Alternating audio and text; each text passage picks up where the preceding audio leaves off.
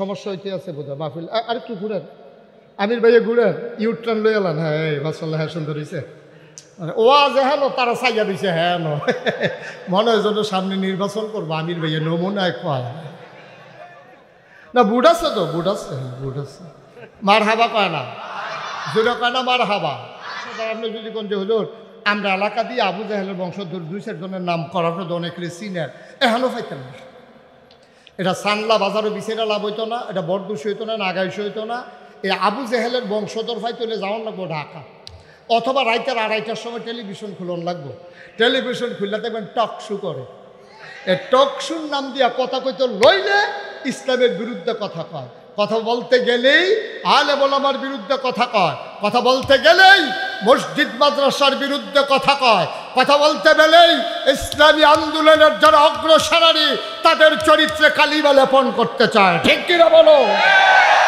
ওরা হলো আবু জাহেলের বংশ দেখি হ্যাঁ হওয়া যায় কয়দিন আগে গত 3-4 বছর আগে ওখান তো আর এই সাহস কেউ করতো না আগিলা দিনের কথা আর কি তো এই কয়েক বছর আগে একবার দেখলাম টক শো করতে আছে একটা ঢাকা ইউনিভার্সিটির প্রফেসর চারটিখানি কথা না কোনো ওটু দেবেন না সিএনজি দেবেন বেলেতে ওটু চালায় সিএনজি চালায় বুঝে না বিষয়টা এরকম না ঢাকা ইউনিভার্সিটির প্রফেসর এটা বিশাল বিষয় ঢাকা ইউনিভার্সিটির চান্স পাওয়া এটাই তো অনেক কঠিন আর একটু বাইকটা কমাও ঢাকা ইউনিভার্সিটির প্রফেসর সে করছে কি শীততাপ নিয়ন্ত্রিত কক্ষে বসে পুলিশ পাহারায় সেমিনারের নামে সে বক্তৃতা দিতেছে খুব খেয়াল করেন চিকন কথা খুব খেয়াল চিকন কথা হইল যারা পর্দা করে খেয়াল করেন পর্দা কি ইসলামের ভিতরে নফল না ফরজ জোরে কোন নফল না ফরজ উবাইদুল্লাহ ভাই কোন নফল না ফরজ ফরজ পর্দা করা কি ফরজ তাইলে হেই লোক ঢাকা ইউনিভার্সিটির প্রফেসর কইতে আছে যারা পর্দা করে হিজাব লাগায় নেকাব পরে তাইলে সেই মেয়েরা ঢাকা ইউনিভার্সিটিতে পড়ার দরকার নাই তারা কোনো একটা মহিলা মাদ্রাসায় ভর্তি হয়ে যাবে এটাকে আপনারা একমত মনে করেন আমাদের যে আজকের সভাপতি মাওলানা কবির আহমদ ওনার একটা মেধাবী মেয়ে মনে করেন ঢাকা ইউনিভার্সিটিতে চান্স পাইছে তুমি প্রিন্সিপাল হুজুর ইসলাম মানে তো ওনার ভাই ওদো পর্দা করে এখন ওনার মেয়ের ইউনিভার্সিটিতে পড়ে পর্দা করার কারণে এবার আর মাইয়া ইউনিভার্সিটিতে পড়তে পারবে না পারবে তো হ্যাঁ তো কয় পারবে না কয় পর্দা করে দেখা হ্যাঁ মহিলা মাদ্রাসাত ভর্তি করাই দাও ঢাকা ইউনিভার্সিটিতে পড়ার দরকার আমি বলি বেটা তুমি তো আন্দাজি বুঝো নাই তুমি কোন দেশে বসে কথা বলতেছো তুমি বোধহয় ভুলে গেছো এই দেশ বাংলাদেশ যেই দেশের 92% জন লোক মুসলমান ঠিক কিনা কও যেই দেশে হক্কানি পীর মাশায়েখেরা আলেম ওলামারা এই মানুষগুলোকে নেংটির বদলে লুঙ্গি পরা শিখিয়েছে হরেরামের জায়গায় কলমা পড়তে শিখিয়েছে শ্রীর জায়গায় মোহাম্মদ লিখতে শিখিয়েছে টিকির বদলে টুপি পড়তে শিখিয়েছে যেই দেশের মুসলমানেরা এশার নামাজ পড়ে দুরুদ পড়তে পড়তে ঘুমোতে যায় ফজরের আজান শুনলে যাদের ঘুম ভাঙে সেই বাংলাদেশে মুসলমানের জমিনের উপরে মুসলমানের টাকায় গড়া ইউনিভার্সিটি যেখানে প্রবেশ থেকে শুরু করে যেখানে 4র্থ শ্রেণীর কর্মচারী পর্যন্ত তাদের বেতন হয় তোমার আর আমার টাকায় ঠিক কিনা বলো সেই ইউনিভার্সিটির হল রুমে বসে তুমি ইসলামের ফরজ বিধান পর্দার বিরুদ্ধে কথা বলো আমি বলেছি ঢাকা রাজধানীতে শীততাপ নিয়ন্ত্রিত কক্ষে বসে পুলিশ পাহারায় ইসলামের বিরোধিতা করা সহজ পারলে চন্দলার জমিনে এসে বলো পিঠের চামড়া নিয়ে ঢাকা যাওয়া যাবে না আমরা জেনে শুনেই এ পথে নেমেছি আমরা জানি এ পথে চলতে গেলে টিটকারি হবে মস্কারা হবে মামলা হবে হামলা হবে গুম হবে নির্যাতন হবে প্রয়োজনে জীবন দেওয়া যাবে ইমান দেওয়া যাবে না রাজি আছো কিনা হাত তুলে দেখা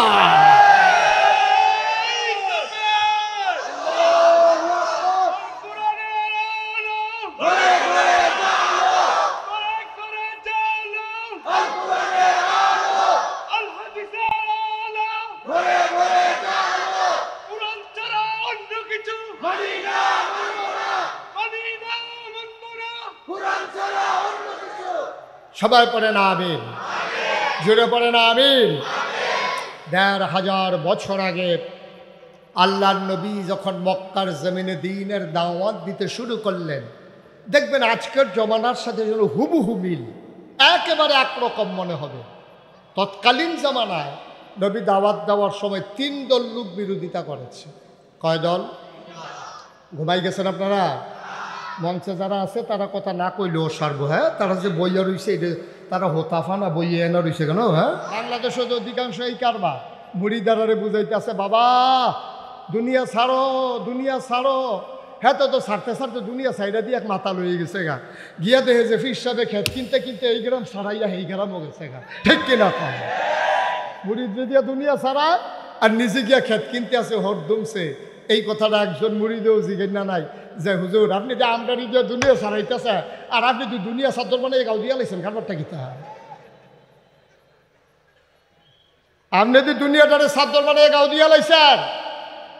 এখন যখন প্রকৃত ইসলামের কথা বলা হয়, যখন বলা হয় আল্লাহর জমিনে আল্লাহর আইন ছাড়া কারো আইন মানি না, তখন এই একদল স্বার্থবাজ মানুষ যারা দরবারকে পুঁজি বানাইয়া ব্যবসা করে, মাজারকে পুঁজি বানাইয়া ব্যবসা করে, তারা ইসলামী আন্দোলনের পথে বাধা হয়ে দাঁড়ায়। ঠিক কিনা বলো?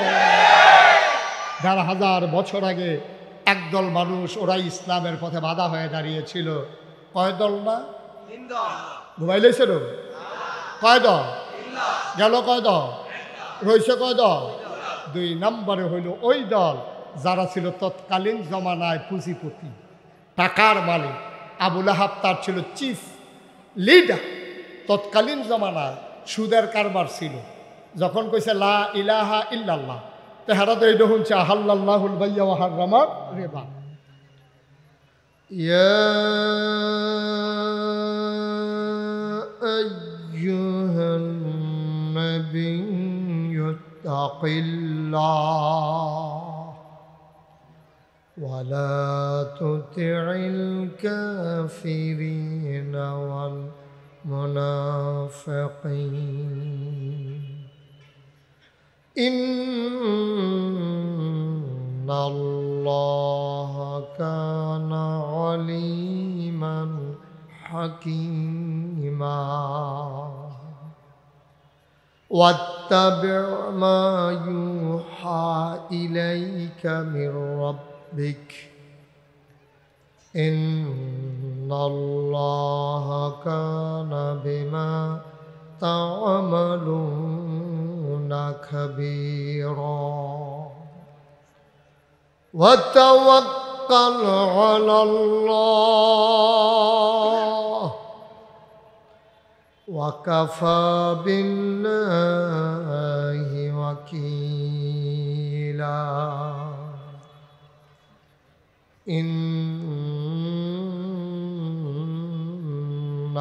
ইন্নাল্লাহা ওয়া মালাইকাতাহু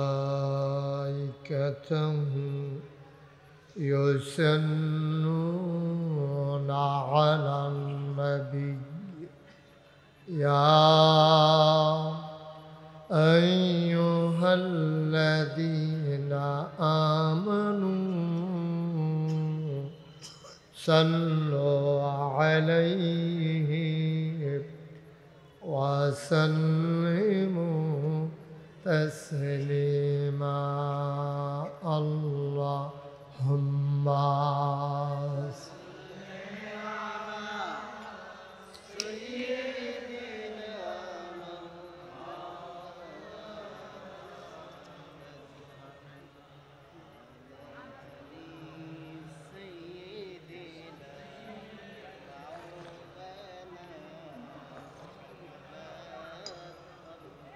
জোরে সুরে মহাব্বতের সাথে গলা ছেড়ে দিয়ে পড়ুন আল্লাহুম্মা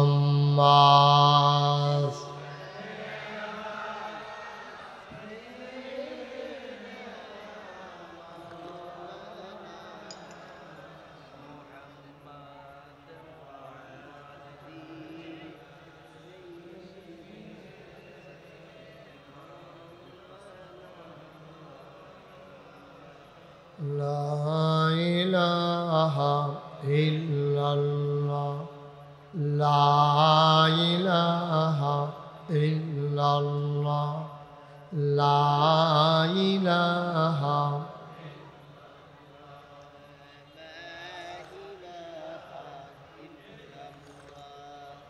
لا إله لا إله لا إله إلا الله محمد رسول الله صلى الله عليه وسلم اللهم صل وسلم وبارك عليه সবাই পড়ি আলহামদুলিল্লাহ সবাই পড়ছেন জোরে পড়েন আর জোরে আল্লাহ তাবারক ওয়া তাআলার দরবারে আমরা লাখ কোটি শুকরিয়া জ্ঞাপন করছি যিনি আমাদেরকে ঐতিহ্যবাহী ঐতিহ্যধন্য সিরাতুন নবী সাল্লাল্লাহু আলাইহি ওয়াসাল্লাম ফাউন্ডেশন চান্দলা ব্রাহ্মণপাড়া কর্তৃক আয়োজিত 3 দিনব্যাপী 31তম তাফসীরুল কোরআন মাহফিলের সমাপনী দিবসে মাগরিবের পরে মোবারক সময় শত ব্যস্ততা উপেক্ষা করে সপ্তাহের ছুটির দিনে ছুটের আমেজকে পাশ কাটিয়ে যেন আমাদেরকে আসার বসার কিছু কথা শোনার সুযোগ করে দিলেন। হৃদয়ের সবটুকুন আবেগ উচ্ছ্বাস ভালোবাসা আকুতি কাকুতি মিনতি জমা করে মাবুদের শিখানো কালেমা দিয়ে চিৎকার করে সবাই পড়ি আলহামদুলিল্লাহ। জনাব সাহেবে সদর আজকের এই মাহফিলের জনাব সভাপতি সিরাতুন নবী সাল্লাল্লাহু আলাইহি ওয়াসাল্লাম ফাউন্ডেশনের সম্মানিত সভাপতি এই এলাকার কৃতি সন্তান বিশিষ্ট আলেমে দ্বীন সুলতানপুর ফাজিল মাদ্রাসার সম্মানিত প্রিন্সিপাল অধ্যক্ষ কবির আহমদ সাহেব, প্রিয় পরিচালক, আমার হৃদয়ের গভীরতম প্রদেশে যার জায়গা জনাব অধ্যাপক মোহাম্মদ আমিরুল ইসলাম সাহেব, উপস্থিত এই এলাকার বিভিন্ন মসজিদের ইমাম সাহেবান, সিরাতুন নবী সাল্লাল্লাহু আলাইহি সাল্লাম ফাউন্ডেশনের বিভিন্ন পর্যায়ের নেতৃবৃন্দ, উপস্থিত মুরব্বিয়ানে আজম, কলিজার টুকরা যুবকেরা, পর্দার আড়ালের মা ও বোনেরা, সবার প্রতি আমার আবারও আন্তরিক সশ্রদ্ধ সালাম। আসসালামু আলাইকুম ওয়া রাহমাতুল্লাহি ওয়া বারাকাতুহু। আসরের পর থেকে জুমার পর থেকেই ধারাবাহিকভাবে আপনারা গুরুত্বপূর্ণ আলোচনা শুনেছেন। লম্বা সময় একাধারে গ্রহণ করার সুযোগ হবে না বিধায় আমরা ভূমিকাতে একটা কথাও বাড়াতে চাই না। এজন্যে আমি বিনয়ের সাথে অনুরোধ করব, যারা আমার বরাবর সামনে দাঁড়িয়ে আছেন একজন লোকও দাঁড়িয়ে থাকা যাবে না, অতি দ্রুততার সাথে বসতে হবে। তাড়াতাড়ি করেন, তাড়াতাড়ি বসেন। স্বেচ্ছাসেবক লাগবে কেন? এই মানুষ কি দূরের মানুষ নাকি? আমাদের এলাকারই তো মানুষ। তো স্বেচ্ছাসেবক থেকে আমরা বিদেশ থেকে আনছি নি, বউন্যাও আমরা, বউন্যাও আমরা, নিজেরা নিজেরা বসে গেলেই তো হয়। মানে একজনের ধরবো আবার দল্লি গিরে, তাই তো ঝগড়ার দরকার কি? যার যে নিজ দায়িত্বে বসা যান, জায়গা না থাকলে এরপরে আমিই বলবো যে কিছু লোক দাঁড়াই থাকেন। এরপরেও কিছু লোক দাঁড়াই থাকাও দরকার আছে, সবাই বসেন না। তাইলে আমরা বলতে পারবো যে এই লোক হয়েছে, জায়গা হয়েছে না। কিছু লোক দাঁড়াই থাকলে আবার সুবিধা আছে। আমরা যেহেতু সময় একেবারেই ফ্রেমে আবদ্ধ, আমাদের সামনে একটা রেস্ট্রিকশন আছে, যেহেতু এশার নামাজ, তার আগেই আমাকে যেহেতু কথা শেষ করতে হবে, এজন্যে বিনয়ের সাথে মিনতি আমার, সবাই বসে পড়ুন। আপনাদের জন্য যেন মাহফিলের ক্ষতি না হয়, আল্লাহ তাবারক ওয়া তাআলা যেন কবুল করে, সবাই পড়ে আমিন। অনেক বছর ধরে এই মাহফিলটা টাল বাহানার শিকার হয়েছে। আমাদের অনেক পিপাসা, কিন্তু আমরা পিপাসা নিয়ে সামনে এক সমুদ্র পানি নিয়ে অপেক্ষা করছিলাম। মাঝে রাজনৈতিক নেতা, আইন শৃঙ্খলা রক্ষাকারী বাহিনী, ওরা পিপাসার্ত মানুষের সামনে এক সমুদ্র পানি থাকার পরেও ওরা আমাদের মাঝে বাধা হয়ে দাঁড়িয়েছিল। এই বাধা আল্লাহ তাবারক ওয়া তাআলা দূর করে দিয়েছেন বিধায় এবছর একেবারে জাঁকজমকের সাথে আনন্দ ঘন পরিবেশে তিনি আমাদেরকে সুযোগ করে দিয়েছেন। আমরা পূর্ণাঙ্গ ব্যবহার করতে চাই সুযোগটা, আল্লাহ যেন কবুল করে, সবাই পড়ে আমিন। বন্ধুগণ, আমি যখন যেটা বলতে বলি, মাইকটা একটু কমাই দাও, আমি যখন যেটা বলতে বলি আওয়াজ করে বলবেন ইনশাআল্লাহ। এদিক সেদিক তাকানো, কথা বলা, এটা আমি পছন্দ করি না, সবাই জানেন। মাছের মতো নিষ্পলক নয়নে, খরগোশের মতো কান খাড়া করে আমরা কথা শুনবো ইনশাআল্লাহ। ওয়ামা তৌফিকি, সবাই পড়েন আমিন। জুড়ে, আরো জুড়ে পড়েন আলহামদুলিল্লাহ, বলেন সুবহানাল্লাহ, আল্লাহু আকবার। শুকরিয়া আদায় করলাম কার? করব কার? করে যাব কার? লস না লাভ? কম না বেশি? প্রমাণ আছে নাকি নাই? আমার আল্লাহ রাব্বুল আলামিন কোরআনুল কারীমে কত সুন্দর করে ওয়াজ করে দিলেন। আল্লাহ বলেন, লা ইন শাকারতুম লা আযীদান্নাকুম। ও দুনিয়ার মানুষ, নামত পেয়ে যদি শুকরিয়া আদায় করবে, যেই নামত পেয়ে শুকরিয়া আদায় করবে, শুকরিয়া আদায়ের কারণে ওই নামত আমার আল্লাহ আরো বহুত গুণে বাড়িয়ে দেবেন। বলেন সুবহানাল্লাহ। আমার আল্লাহ যা বলেন তা করেন নাকি করেন না? কম কম না বেশি বেশি? প্রমাণ আছে নাকি নাই? কোরআনুল কারীমে 30 পারায় সূরা বুরুজের শেষ অংশে আল্লাহ কত সুন্দর করে ওয়াজ করে দিলেন। আল্লাহ বলেন, ফাআলুল লিমা ইউরিদ। আমার আল্লাহ এমন আল্লাহ, তার যা মন চায় ওই কাজটাকে আমার আল্লাহ বেশি বেশি করে দেন। বলেন সুবহানাল্লাহ। আল্লাহ দুনিয়ার মানুষের মতো না। দুনিয়ার মানুষ বলে একটা, করে আর একটা, ঠিক কিনা? অসুখে পড়লে একরকম, ভালো হয়ে গেলে আর এক রকম, বিপদে পড়লে একরকম, বিপদ দূর হয়ে গেলে আর এক রকম, নির্বাচনে দাঁড়াইলে একরকম, পাশ করার পরে আর এক রকম, ঠিক কিনা?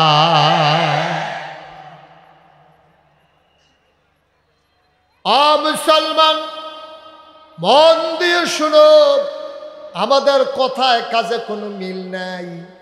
সারাটা বছর ইলেকট্রনিক্স মিডিয়ায় আপনি টিভি খুললেই, চ্যানেলটা খুললেই একটা কথা সব সময় দেখতেন, পালাই না, পালাই না, আমরা পালাই না। 12টার পরে আর খুঁজে পাওয়া গেল না।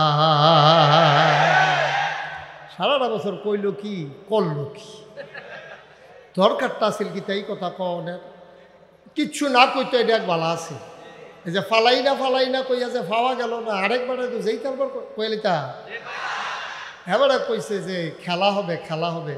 তা আমরা ফলাফান তো রেডি হইতেছে। ওমা, ফলাফান যখন নামছে প্লেয়ার নাই, প্লেয়ার ভাইয়া গেছে। নাউজুবিল্লাহ বলবেন না? আমার আল্লাহ তিনি যা বলেন তিনি তাই করে দেন। মুসলমান মানুষ বানানোর পরে আমার আল্লাহ মানুষকে এমনে এমনে ছেড়ে দেন নাই। কোন পথে গেলে জান্নাত, কোন পথে গেলে জাহান্নাম, কোন পথে গেলে লাভ আর কোন পথে গেলে লোকসান, কোন পথে ভালো কোন পথে মন্দ, কোন পথে কল্যাণ কোন পথে অকল্যাণ, কোন পথে শিরক বেদাত কোন পথে তাওহীদ রিসালাত, কোন পথে কুফর আর কোন পথে ইসলাম জানানোর জন্যে আমার আল্লাহ যুগে যুগে আমাদের জন্য নবী এবং রাসূল পাঠাইছেন, ঠিক কিনা? মুসলমান, যিনি সবার শেষ নবী, যিনি সবার সেরা নবী, যিনি ইমামুল মুরসালিন খাতামান নবিয়্যিন, যিনি রাহমাতুল লিল আলামিন, আল্লাহ ওই নবীকে ডেকে বলেন কোরআনে ঢোকার আগে মরদুদ শয়তান থেকে ফানাহ চাই, যিনি রহমান যিনি রাহিম, তার নামে চলো শুরু করি, সবাই পড়ি। আউযু বিল্লাহি মিনাশ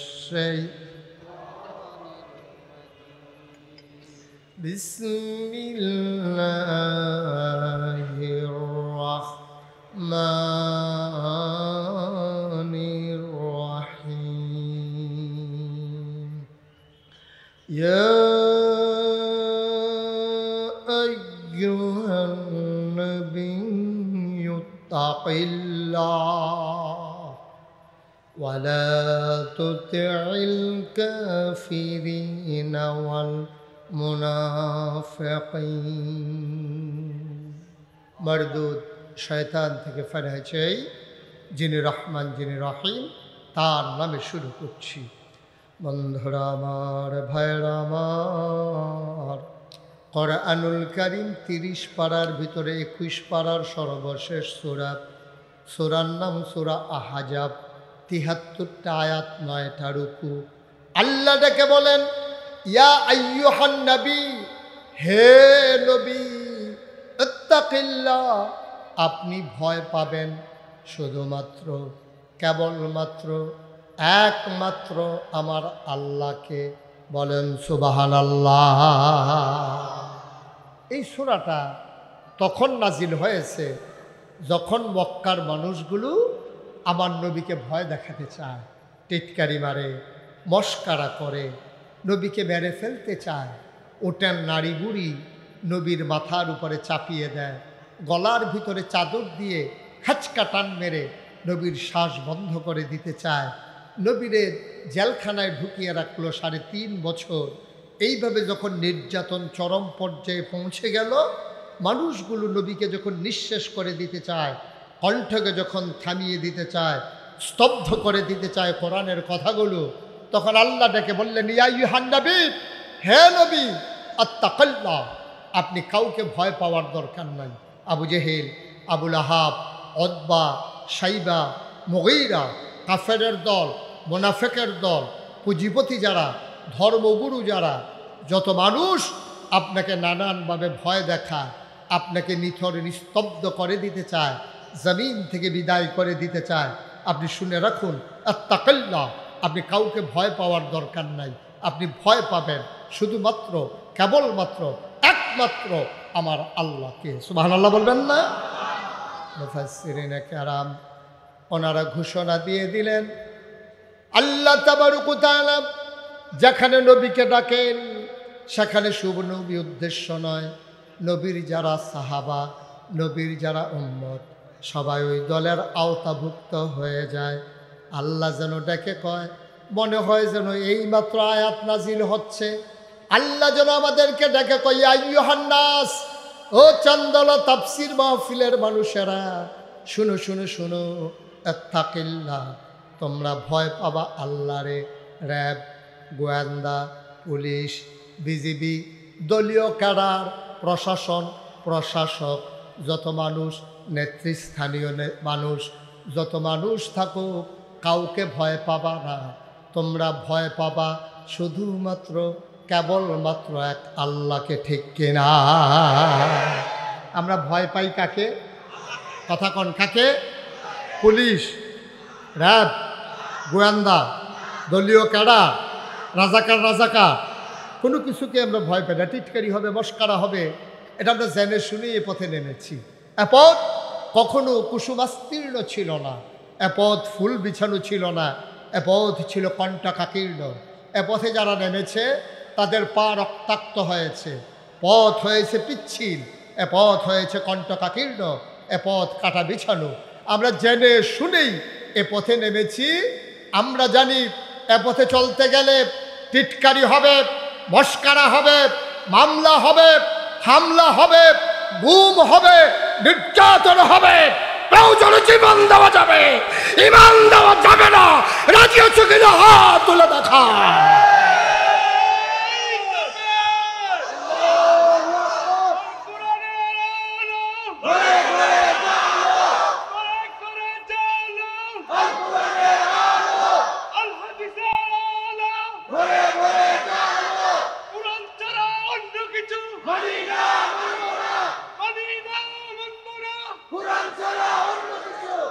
সবাই পড়ে না আমিন, জোরে পড়ে না আমিন।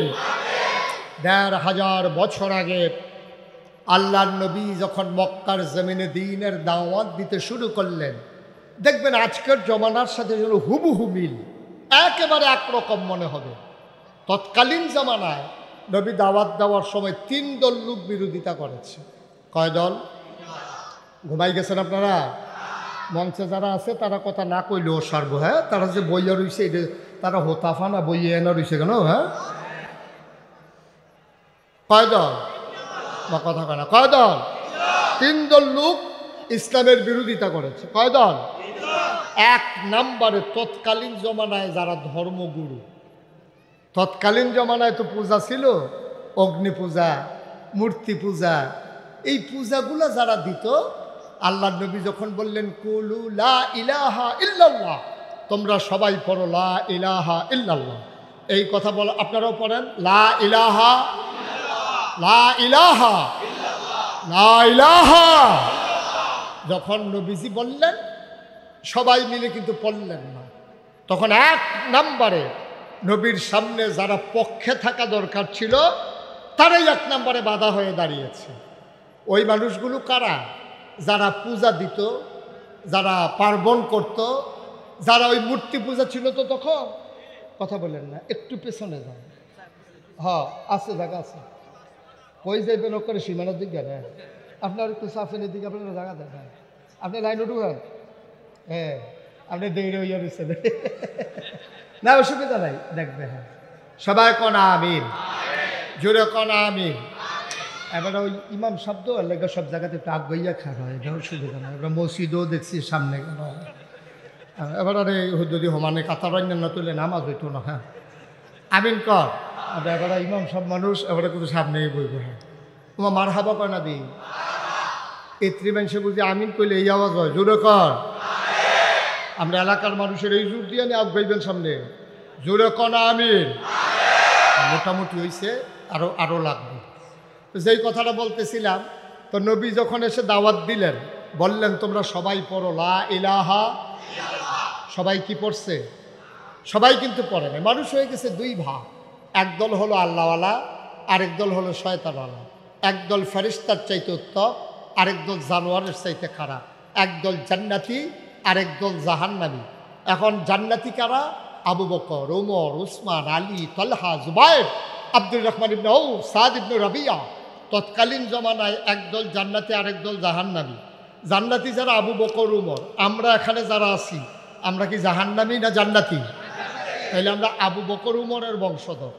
এখন এই বাংলাদেশে তো এখনো আরেক দল আছে যারা জাহান্নামী, আছে নাকি নাই? ওরা কারা? ওরা আবু জেহেল, আবুল আহাব, উতবা, সাইবা, মুগিরা, তাদের বংশধর। ঠিক কিনা কন? তো তৎকালীন জমানায় আবু জেহেল, আবুল আহাব, উতবা, সাইবা, মুগিরা, তারা যেমন ইসলামের পথে বাধা ছিল, এখন যারা তাদের বংশধর, তাইলে তারা এখন বাধা দেবে নাকি দেবে না? স্বাভাবিক জিনিস। আমরা যারা জান্নাতি, আবু বকর, উমর, উসমান, আলী, এটা বন্ধ করে দিতে হবে। একটু ঘুরে আমার দিকে বসতে হবে, সমস্যা হইতে আছে বোধহয় মাহফিল। আর একটু ঘুরেন, আমির ভাইয়া ঘুরেন, ইউটার্ন লই এলান। হ্যাঁ, এই মাশাআল্লাহ, হ্যাঁ, সুন্দর হয়েছে। ওয়াজে হ্যাঁ তারা চাইয়া দিছে। হ্যাঁ, মনে হয় যেন সামনে নির্বাচন করবো আমির ভাইয়া, নমুনায় কয় না। বুট আছে তো, বুট আছে, বুট আছে। মার হাবা কয় না, জোরে কয় না মার হাবা। তাইলে আবু বকরের বংশধর হইলাম আমরা, ঠিক নিও না, কথা কয় না, ঠিক নেই? তাইলে আমরা যদি আবু বকরের বংশধর হই, যারা ইসলামের বিরোধিতা করে হিসাবে তারা হইল আবু জেহেলের বংশধর, ঠিক কিনা কয়? তা আবু বকরের বংশধর যেমন আছে, আবু জেহেলের বংশধরও কথা কয় আছে নাকি নাই? এই আবু জেহেলের বংশধর আপনি যদি কোন যে হুজুর আমরা এলাকা দিয়ে আবু জেহেলের বংশধর 2-4 জনের নাম করার পর অনেকের সিনিয়র এখনও পাইতেন না। এটা সানলা বাজারও বিছেরা লাভ হইতো না, এটা বরদুশি হইতো না, নাগাইশ হইতো না। এই আবু জেহেলের বংশধর ফাইতে হলে যাওয়ার লাগবো ঢাকা, অথবা রাইতের 2:30টার সময় টেলিভিশন খুলন লাগবো।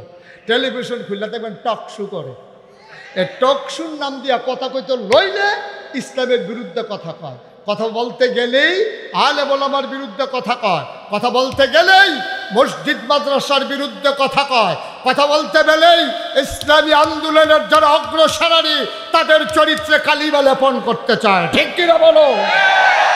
ওরা হইলো আবু জেহেলের বংশ, দেখি হ্যাঁ পাওয়া যায়। কয়দিন আগে, গত 3-4 বছর আগে, ওখান তো আর এই সাহস কেউ করতো না, আগিলা দিনের কথা আর কি। তো এই কয়েক বছর আগে একবার দেখলাম টক শো করতে আছে একটা ঢাকা ইউনিভার্সিটির প্রফেসর, 4টিখানি কথা না, কোনো ওটু দেবেন না, সিএনজি দেবেন, বেলেতে ওটু চালায় সিএনজি চালায়, বুঝে না বিষয়টা এরকম না। ঢাকা ইউনিভার্সিটির প্রফেসর, এটা বিশাল বিষয়। ঢাকা ইউনিভার্সিটির চান্স পাওয়া এটাই তো অনেক কঠিন। আর একটু বাইকটা কমাও, ঢাকা ইউনিভার্সিটির প্রফেসর সে করছে কি, শীততাপ নিয়ন্ত্রিত কক্ষে বসে পুলিশ পাহারায় সেমিনারের নামে সে বক্তৃতা দিতেছে। খুব খেয়াল করেন, চিকন কথা, খুব খেয়াল, চিকন কথা হইল যারা পর্দা করে, খেয়াল করেন, পর্দা কি ইসলামের ভিতরে নফল না ফরজ? জোরে কোন নফল না ফরজ? উবাইদুল্লাহ ভাইয়া কোন নফল না ফরজ? ফরজ। পর্দা করা কি ফরজ। তাইলে সেই লোক ঢাকা ইউনিভার্সিটির প্রফেসর কইতে আছে, যারা পর্দা করে, হেজাব লাগায়, নেকাব পরে, তাইলে সেই মেয়েরা ঢাকা ইউনিভার্সিটিতে পড়ার দরকার নাই, তারা কোনো একটা মহিলা মাদ্রাসায় ভর্তি হয়ে যাবে। এটাকে আপনারা একমত? মনে করেন আমাদের যে আজকের সভাপতি মাওলানা কবির আহমদ, ওনার একটা মেধাবী মেয়ে মনে করেন ঢাকা ইউনিভার্সিটিতে চান্স পাইছে, তো উনি প্রিন্সিপাল হুজুর ইসলাম মানে, তো ওনার ভাই ওদো পর্দা করে, এখন ওনার মেয়ের ইউনিভার্সিটিতে পড়ে, পর্দা করার কারণে এবার আর মাইয়া ইউনিভার্সিটিতে পড়তে পারবে না। পারবে তো? হ্যাঁ তো কয় পারবে না, কয় পর্দা করে দেখা হ্যাঁ মহিলা মাদ্রাসাত ভর্তি করাই দাও, ঢাকা ইউনিভার্সিটিতে পড়ার দরকার। আমি বলি বেটা, তুমি তো আন্দাজি বুঝো নাই, তুমি কোন দেশে বসে কথা বলতেছো তুমি বোধহয় ভুলে গেছো। এই দেশ বাংলাদেশ, যেই দেশের 92% লোক মুসলমান, ঠিক কিনা কও? যেই দেশে হক্কানি পীর মাশায়েখেরা আলেম ওলামারা এই মানুষগুলোকে নেংটির বদলে লুঙ্গি পরা শিখিয়েছে, হরে রামের জায়গায় কলমা পড়তে শিখিয়েছে, শ্রীর জায়গায় মোহাম্মদ লিখতে শিখিয়েছে, টিকির বদলে টুপি পড়তে শিখিয়েছে, যেই দেশের মুসলমানেরা এশার নামাজ পড়ে দুরুদ পড়তে পড়তে ঘুমোতে যায়, ফজরের আজান শুনলে যাদের ঘুম ভাঙে, সেই বাংলাদেশে মুসলমানের জমিনের উপরে মুসলমানের টাকায় গড়া ইউনিভার্সিটি, যেখানে প্রবেশ থেকে শুরু করে, যেখানে 4র্থ শ্রেণীর কর্মচারী পর্যন্ত তাদের বেতন হয় তোমার আর আমার টাকায়, ঠিক কিনা বলো? সেই ইউনিভার্সিটির হলরুমে বসে তুমি ইসলামের ফরজ বিধান পর্দার বিরুদ্ধে কথা বলো। আমি বলেছি ঢাকা রাজধানীতে শীততাপ নিয়ন্ত্রিত কক্ষে বসে পুলিশ পাহারায় ইসলামের বিরোধিতা করা সহজ, পারলে চন্দলার জমিনে এসে বলো পিঠের চামড়া নিয়ে ঢাকা যাওয়া যাবে না।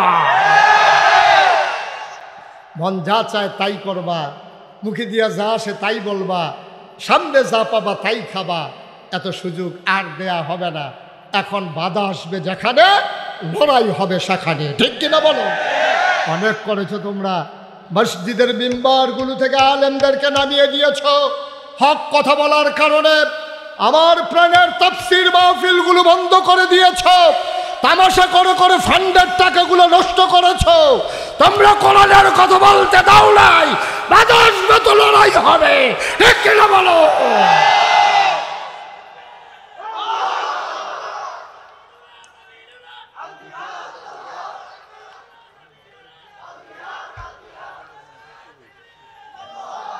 সবাই পড়ে না আবেন, জোরে পড়ে না আমি। তাইলে নবীজির জমানা ইসলামের বিরোধিতা করেছে কয় দল লোক? ভুলে গেছেন সবাই? কয় দল?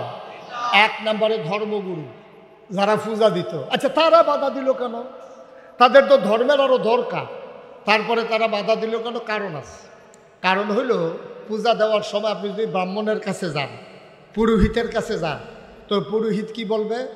একটা কলার ছড়ি, নতুন একটা ধুতি, নতুন একটা বড় গামছা, তারপরে 2.5 কেজি গাভীর দুধ, একটা ফাড়া। হ্যাঁ, খাসি করলে সুন্দর হইল আর কি, কিন্তু লাগে ফাড়া, আমি খাসি করাম কেমনে? এই জিনিসপত্র ফাইলা টাইলা সব কইয়া দিছে, মানে হাতারা লয়ে এসে পূজা শেষ। এই যে ধুতি, গামছা, এই কলার ছড়ি, দুধ, ফাড়া, তারপরে ফাইলা, এই সব এখন ফালাই দিছে না ব্রাহ্মণের বাইত নিয়ে গেছে? এখন যদি লা ইলাহা ইল্লাল্লাহ, ইসলাম যদি কায়েম হয়ে যায়, আপনি কি বলছেন? লা ইলাহা, আল্লাহ ছাড়া বিধান নাই, আল্লাহ ছাড়া আবাদত পাওয়ার উপযুক্ত কেউ নাই, পূজা নাই, পার্বণ নাই, যা পাওয়ার আল্লাহ পাবে। সাজদা দেবেন আল্লাহরে, ডাকবেন আল্লাহরে, চাইবেন আল্লাহর কাছে। এখন তৎকালীন যারা ব্রাহ্মণ, তারা ধর বোকা না, তারা বুঝা ফেলাইছে যদি এক আল্লাহর দিন কায়েম হয়ে যায়, তাইলে তো পূজা শেষ। পূজা শেষ মানে ধুতি শেষ, ধুতি নাই মানে গামছাও নাই, গামছা নাই মানে ছাগলও নাই, কলার ছড়িও নাই, দুধও নাই। তাইলে হেবারে তো না খাইয়া মরণের বুদ্ধি। হেবারায় চিন্তা করলো মোহাম্মদের দিন আসা, আল্লাহর দিন কায়েম হওয়া মানে হচ্ছে সব শেষ। পূজা শেষ, ধুতি শেষ, গামছা শেষ, লুঙ্গি শেষ, তারপরে গিয়ে কলার ছড়ি শেষ, নাম্বারে বাধা হয়েছে। ঠিক কিনা কম? আচ্ছা, এখন তো 21 শতাব্দীর সূচনা লগ্ন, গোটা বিশ্ব হয়ে গেছে কম্পিউটারাইজড, গোটা বিশ্বকে বলা হচ্ছে গ্লোবাল ভিলেজ। এখন পৃথিবী অনেক দূর এগিয়ে গেছে। আমরা সোনার ঘরের জায়গায় টিনের ঘর হয়েছে, টিনের ঘরের জায়গা তখন বিল্ডিং হয়েছে। আমরা ফলাফলে শিক্ষিত হইতে আছে, এখান বিদেশ গিয়া টেহা বাড়াইতে আছে। আমরা অনেক দূর আগাইছি। এখনও আপনি খেয়াল করে দেখবেন, যখন আল্লাহর জমিনে আল্লাহর দিন কায়েম করতে চায়, একদল মর্দে মুজাহিদ জীবন বাজি রেখে আল্লাহর জমিনে যখন আল্লাহর দিন কায়েম করতে চায়, দিন কায়েম করতে গিয়ে তারা মামলা মাথা পেতে নেয়, তারা গুম হয়, তারা লাশ হয়, বিনা অপরাধে মিথ্যা ট্রাইব্যুনাল সাজিয়ে, মিথ্যা সাক্ষী দিয়া প্রতারিত করে। তারপরে আপনার জুডিশিয়াল কিলিংয়ের মাধ্যমে আমার উপরস্থ নেতাগুলোকে যখন হত্যা করা হচ্ছে, তখন একদল আলেম নামদারি কুলাঙ্গার তারা তাদের পক্ষ নিয়ে, শাসক শ্রেণীর পক্ষ নিয়ে ইসলামী আন্দোলনের বিরোধিতা করেছে। ঠিক কিনা বলো? তাহলে তৎকালীন আমলে ব্রাহ্মণেরা বিরোধিতা করতো নবীজির, আর এখন একদল মর্দে মুজাহিদ যারা আল্লাহর জমিনে আল্লাহর দিন কায়েম করতে চায়, তাদের বিরোধিতা করে, ওই তাবেদার সরকারের দাবিদারি করে, ইসলাম বিরোধী অবস্থানে যায়। ওই তৎকালীন ব্রাহ্মণ আর ইসলামের বিরোধী আজকের আলেম ওলামা, ওরা যেন একই সূত্রে গাথা। ঠিক কিনা বলো? তারা মনে করেছে ইসলাম কায়েম যদি হয়ে যায়, তাইলে এই যে 8টা মিলাদ খাওয়া ফরন, এই আউসগরের সুইটার ইয়া খাওয়ান, 7 দিন না খাওয়ান, মুসলমানি খাওয়ান, এই নানান খানা টানা নিয়ে আবার বন্ধ হইয়া যায়, গা পূজা পার্বণী বন্ধ হইয়া যায়, গা হাদিয়া তোহফানি। আমার লজ্জা লাগে, আমার এত লজ্জা লাগে যে একটা জলজন্ত মানুষ, আপনি বাংলাদেশে একজন পীর সাহেবকেও দেখবেন না, হয় গৃহস্থী করে, না হইলে চাকরি করে, না হইলে ব্যবসা করে, না হইলে অটো চালায়, না হইলে সিএনজি চালায়। এমন একজন পীর সাহেব বাংলাদেশও নাই, খুব সংখ্যায় কম। অধিকাংশ মানুষ পীর সাহেবগুলো মুড়িদের এই বেদ কয়দিন খায়, হেই বাইত কদিন খায়, হেইখানা শেষ হইলে হেই বাইত যায়, হেই বাইত শেষ হইলে হেই বাইত যায়, বাড়ি শেষ হইলে গ্রাম বদলায়, গ্রাম বদলাইলে থানা বদলায়, থানাও শেষ হইলে এরপরে জেলা বদলায়। এই গুড়ে গুড়া বেড়াইতার মতো খাইতে খাইতে খাইতে খাইতে মনে হয় বইয়া রয়েছে 15-20 জন, আসলে একজন। আব্বা, আমি মুশতাক ফয়েজি নাগাইশের পীর সাহেব। আরে মাটি কাটলেও তো বেটা ডেইলি 500 টাকা পাওয়া যায়, অটো চালাইলেও তো 1000 টাকা কামাই করন যায়, সিএনজি চালাইলেও 1500 টাকা কামাই করন যায়। আমার মতো মানুষটা বইয়া বইয়া খাম, হগিন নিবিড়ি টেহা দিব, রিক্সাওয়ালায় টেহা দিব, লজ্জার কি আর জায়গা আছে? এতে মরণ ভালো না? ঠিক কিনা কও? বাংলাদেশে তো অধিকাংশ এই কারবার। মুড়িদারারে বুঝাইতে আছে, বাবা দুনিয়া ছাড়ো, দুনিয়া ছাড়ো। হ্যাঁ তো ছাড়তে ছাড়তে দুনিয়া সাইডা দিয়ে এক মাথা লয়ে গেছে গা, গিয়া দেখে যে ফির সাহেবে খেত কিনতে কিনতে এই গ্রাম সারাইয়া এই গ্রামও গেছে গা, ঠিক কিনা কম? মুড়ি দিয়া দুনিয়া সারা আর নিজে গিয়া খেত কিনতে আছে হরদমছে। এই কথাটা একজন মুড়িদেও জিজ্ঞেস না নাই যে হুজুর আপনি যে আমদানি দিয়ে দুনিয়া সারাইতেছে আর আপনি তো দুনিয়া সাদর মানে গাও দিয়া লাইছেন, খাবারটা কিতা আপনি তো দুনিয়াটারে সাদর মানে গাও দিয়া লাইছেন। এখন যখন প্রকৃতি ইসলামের কথা বলা হয়, যখন বলা হয় আল্লাহর জমিনে আল্লাহর আইন ছাড়া কারো আইন মানি না, তখন এই একদল স্বার্থবাজ মানুষ যারা দরবারকে পুঁজি বানাইয়া ব্যবসা করে, মাজারকে পুঁজি বানাইয়া ব্যবসা করে, তারা ইসলামী আন্দোলনের পথে বাধা হয়ে দাঁড়ায়, ঠিক কিনা বলো? ১,৫০০ বছর আগে একদল মানুষ ওরা ইসলামের পথে বাধা হয়ে দাঁড়িয়েছিল। কয় দল না? ঘুমাইলেছে রো? কয় দল গেল? কয় দল রয়েছে? কয় দল? ২ নম্বরে হইল ওই দল যারা ছিল তৎকালীন জমানায় পুঁজিপতি, টাকার মালিক। আবুল আহাব তার ছিল চিফ লিডার। তৎকালীন জমানায় সুদের কারবার ছিল। যখন কইছে লা ইলাহা ইল্লাল্লাহ, তেহারা তো এইটা শুনছে আহাল্লাহুল বাইয়া ওয়া হারামার রিবা, যে ব্যবসা হালাল সুদ হারাম। তেহাতে চিন্তা করলো ইসলাম যদি কায়েম হয়ে যায়, আমি যেন বিশ্বাস আমেরিকার সাইডা দিব, আমি যেন সুদের উপরে সুদ লাগাই, চক্রবৃদ্ধি সুদ লাগাই, এখন সুদের কারবার তো বন্ধ হয়ে যাবো গা। এখন হাতে কইছে টাকা যাও, ইসলাম ঠেকাও, আবার সুদের কারবার বাঁচাও, ঠিক কিনা কও? আজকেও বাংলাদেশে দরবেশের মতো বাপ দইরা, কি সুন্দর দাড়ি, কি সুন্দর টুপি, পাজামা পাঞ্জাবি সাদা, আরো কত তাল সাদা কি বসব দিকে আমরা দেখি।